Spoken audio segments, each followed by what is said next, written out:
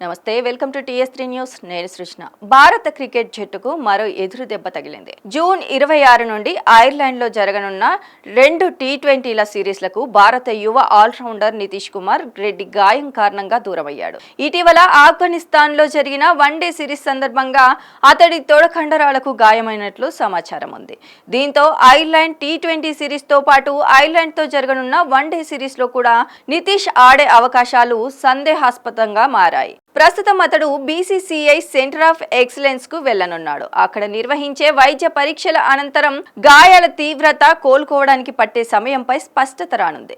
ఇక నితీష్ స్థానంలో ఎవరిని ఎంపిక చేస్తారన్న అంశంపై ఇంకా అధికారిక ప్రకటన వెలువడలేదు. 23 ఏళ్ల నితీష్ ను ఐర్లాండ్, ఇంగ్లాండ్ పర్యటనల కోసం భారత వన్డే టీ20 జట్లలో ఎంపిక చేశారు.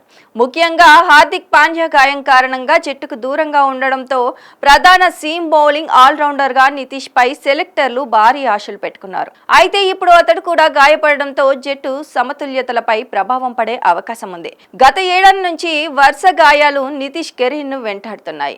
ఐపీఎల్ 2025 లో ఫిట్నెస్ సమస్యల కారణంగా అతడు 13 మ్యాచుల్లో కేవలం 5 ఓవర్లు మాత్రమే బౌలింగ్ చేశాడు. ఆ తర్వాత ఇంగ్లాండ్ టెస్ట్ పర్యటన మధ్యలోనే మోకాలి గాయంతో జట్టును వీడాల్సి వచ్చింది. అయితే ఐపీఎల్ 2026 కు ముందు ఫిట్నెస్ పై ప్రత్యేక దృష్టి సారించిన నితీష్ సన్ రైజర్స్ హైదరాబాద్ తరపున అద్భుత ప్రదర్శన చేసి జట్టు విజయాల్లో కీలక పాత్ర పోషించాడు. అలాంటి సమయంలో మళ్లీ గాయం బారిన పడడం నితీష్ కు వ్యక్తిగతంగా అలాగే భారత జట్టుకు కూడా పెద్ద ఎదురు దెబ్బగా భావిస్తున్నారు.